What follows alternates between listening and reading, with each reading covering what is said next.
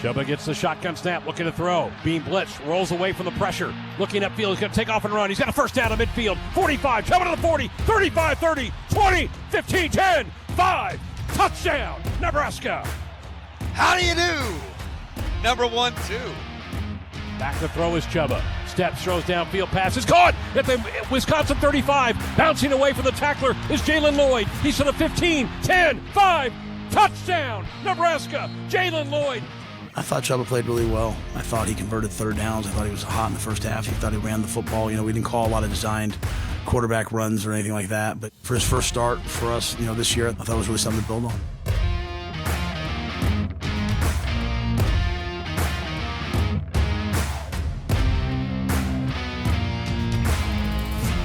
Those were our Hy-Vee sounds of Saturday, and a heartbreaking game for the Cornhuskers. Played so well, losing overtime affair at Camp Randall 24-17. So much invested in that game, so many good efforts and plays for a team. That sometimes makes it doubly hurtful when those end that way. Yeah, I thought the guys went out there and they played a complete game, and I thought they played hard. I thought both sides played hard. Just being out there, it was what Big Ten football is all about. And unfortunately, really for the third time this year, we lose on a walk-off, but our guys are resilient. They were crushed after the game, but they're tough guys, and they'll come back this week. You worried about this team physically? Because there was bodies coming off the field left and right in that game. Yeah, we've kind of all year had to battle through some of that. You look at the guys out there on offense making those plays. Emmit with the great run down the stretch.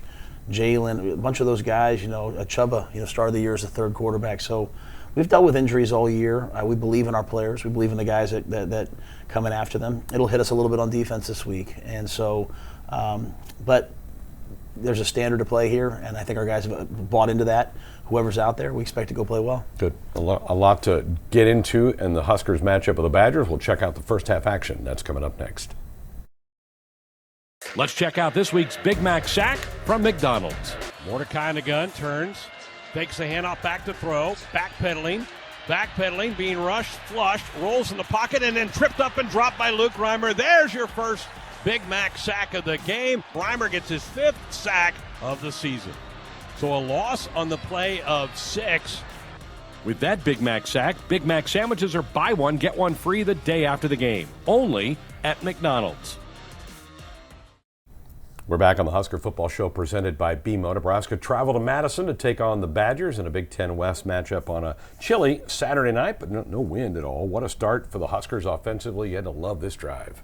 Yeah, I thought, able to run the football, control the ball on the ground, got people involved, got the ball out on the perimeter, and just really, couldn't have asked for a better start. And obviously, Chuba brought a tremendous spark with his legs versus the unblocked defender. Yeah, this was just an amazing play by him and showed off some wheels. I think he surprised a lot of people with his speed. Yeah, I talked about it a lot in the preseason. His ability to run. Unfortunately, he lost a little bit of that, but great job by our training staff and him. He's back, and this was a huge play, a huge spark, and I know certainly was good for his confidence. Looked like Malachi had a pretty nice block down the field to keep that thing running. Huskers take the early lead, 7-0 in this game. So you go on defense. And you get some good pressure on Mordecai early as Jamari's able to chase him out of bounds, and you're able to quickly get the football back. This is a good way to, after a nice offensive drive, getting the ball right back. Yeah, it was a great start. This was a little bit of a harbinger of some of the things to come. Mordecai proved difficult for us to tackle. I think, if you go back and look at this game, if we tackle him, we probably win the game. But we got the ball back. The offense was able to get it moving. Had the big play by them, and sacking the quarterback on the throwback. Come right back, Jalen Lloyd, true freshman, dynamic play. Really proud of his development. This is a really nice route run by him and a good throw. Put it on time and put it right on him. Yeah, this is exactly how we wanted to play. Come out and be physical, be explosive, and let the young guys go out there and play. You sacked Mordecai a couple times. One of them coming up right here with Luke Reimer with the pressure here in this play, and then this drive will end with Ty getting a hand up in the air and batting a ball down, and you've done that pretty well all year long, getting your defensive linemen getting some deflections. Yeah, they're well coached by Terrence Knight, and Ty's really one of our best players, and these are the type of plays you need. You need to bat the ball down. Love to eventually pick some of those balls off to go along with that. Promising drive here starts with AG with a nice run. and then we flip quarters. Now we're into the second quarter. You get the ball into their territory, and you go for it on 4th and 1 here, this play, and then the Badgers make a play defensively. Yeah, just probably a little bit outside field goal range. That's when we can make. But 4th and 1, we trust our guys. We have to go get 4th and 1s. And as you said, that really kind of was a pivotal point in the game where we lose points and then they're able to come down and answer. Looked like Mordecai settled in, kind of found a little rhythm at this point in the game for them. Yeah, he's a guy who's played 6 years of football, and so found the guy on the wheel route. We come back with a chance to answer here, drive the ball down the field. Thought we were physical at the point of attack, running the football all day long. So then they are able to get one of their 2 sacks that slows this drive down. Then you have a short punt that gives them a really short field after this Chuba scramble on 3rd down, gives them the ball near midfield to start the drive, and the defense bent a little bit on this drive, but you hold them to 3 points. Yeah, that 19-yard punt was really hurtful to us. But again, we hold them to a field goal. That's what we want to be. We want to be a team that doesn't give up touchdowns. We have the lead, get the ball back to our offense, and give us a chance to go down and answer right before the half. Yeah, how about this drive right before the halftime? I thought it was awesome. Diving catch by Fedoni. Chubb looked like he was in rhythm. Amazing catch by Malachi. You see those young guys, freshmen and sophomores out there on offense. Gives us a chance to get points right before the half, and unfortunately we miss. Yeah, Tristan had made 5 of his last 6, had made 3 in a row before that miss there. So we're at half, 14-10 the score. The Huskers have the lead. Going to the second half, we're back to check out the action from that coming up next.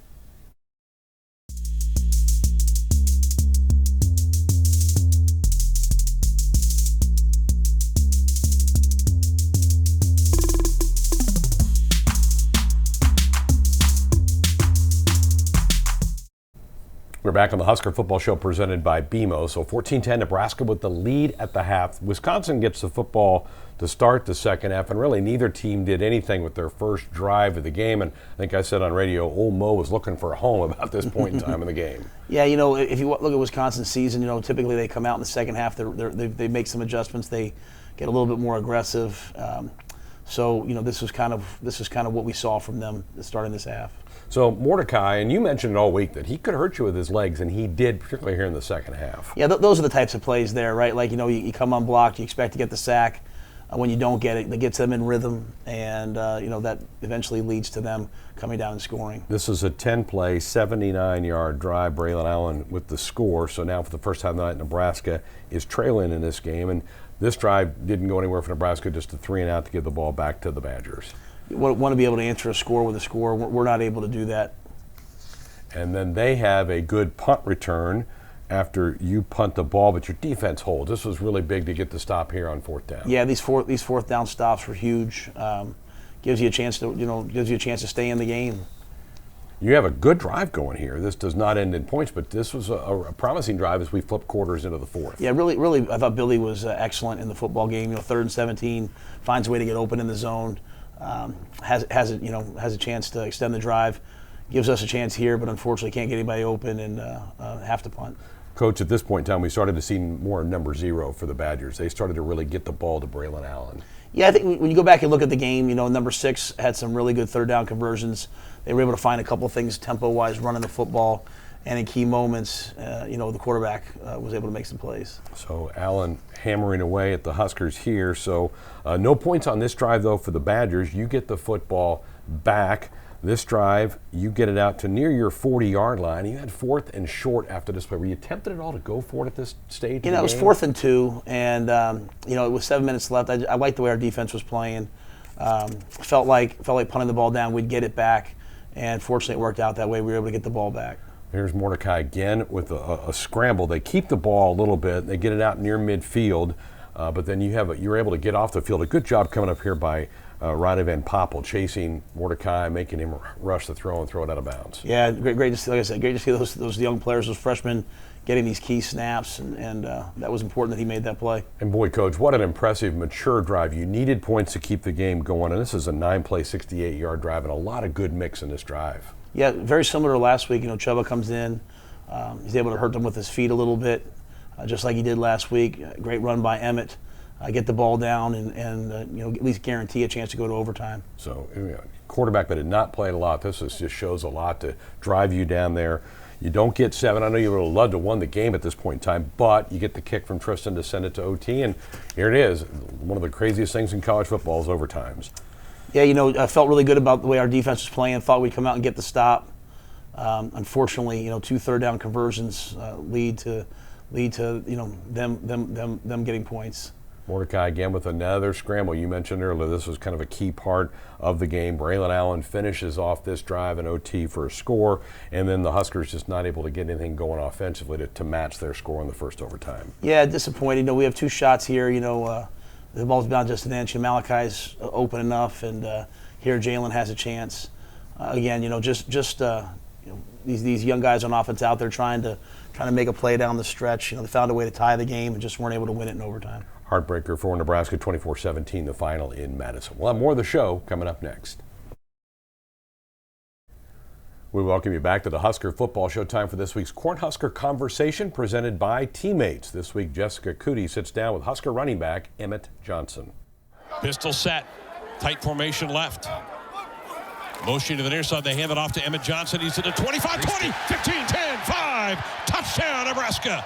Emmit Johnson's first career Husker rushing touchdown. It's now 30-14. For you personally and the role that you've been asked to do here at the end of the season, how have you seen yourself grow from, going through fall camp and then to where you are now?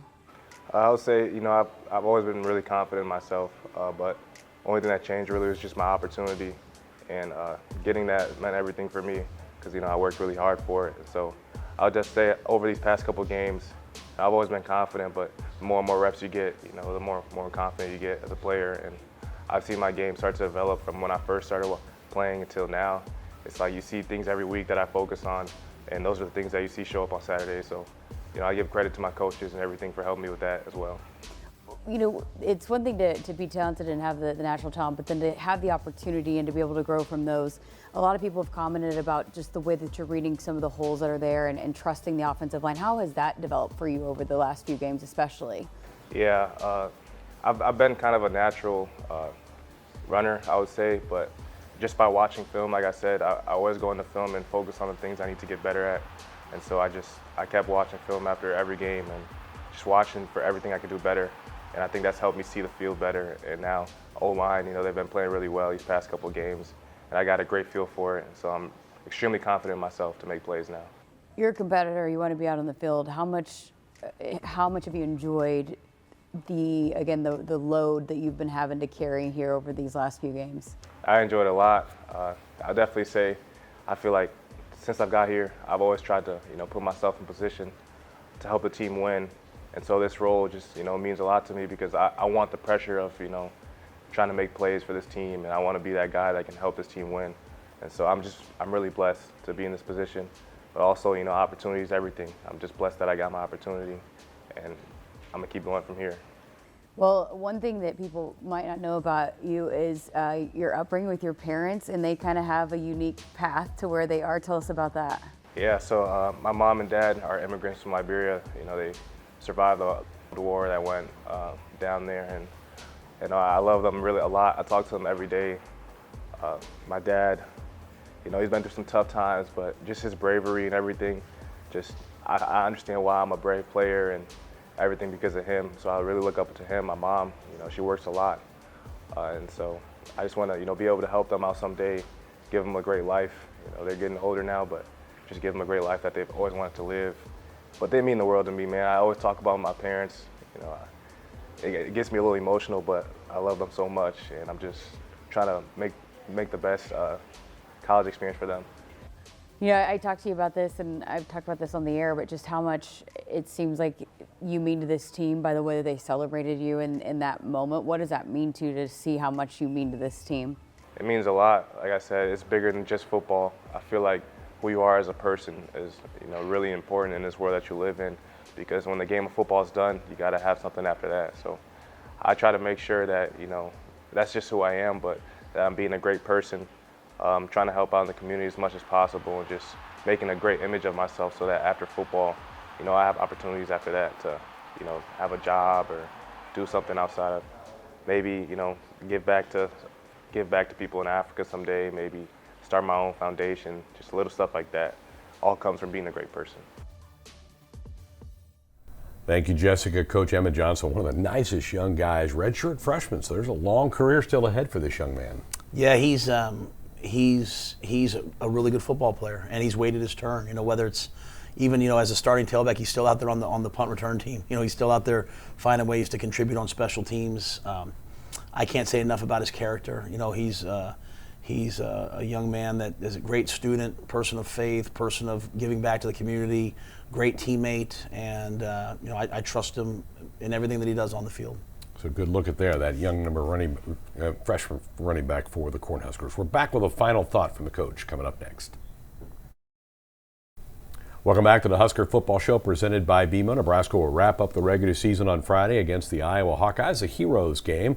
And Iowa has won the West. They clinched that over the weekend. And a 9-2 football team coach that plays great defense. Their special teams are elite. They struggle offensively, but boy, the other two phases, they're really good. Yeah, and I think it's as much as anything, they kind of know who they are. They're going to run the football, control the game, not hurt themselves, play great defense, play great special teams, tilt the field, punt the ball, make you make a mistake. And whether people like that style or not, they know who they are. It's worked for a really, really long time. It's worked yet again this year. We would like to be similar in a lot of different ways, and so it should be a really good game for our guys to see what they've learned this year, see how far they've come, and as much for me, a chance for us to go out and watch our seniors walk off this field. That means a lot to them, walk off this field as winners. Coaches always say in year one of a program, the buy-in factor from the seniors can really make a big difference. How about this group, and how did they handle the transition to you and this staff? They've laid it 1,000% on the line. They've laid it, Ethan Piper's going to go out there in a wheelchair on Saturday. They've laid it. They've given us everything they have. And I don't think it's about us. I think it's about their love for Nebraska, a love for the Cornhuskers. And, I can't explain. No one will understand how far we've come in a short amount of time. When you have tough losses like Saturday and they hurt and you kind of get caught up in the moment, but we've come so far, and it's because of the men that are going to walk out as seniors this Saturday. Let's send them out with a win. This Friday, Black Friday. Black Friday. Let's send them out with a win. Let's do it. All right.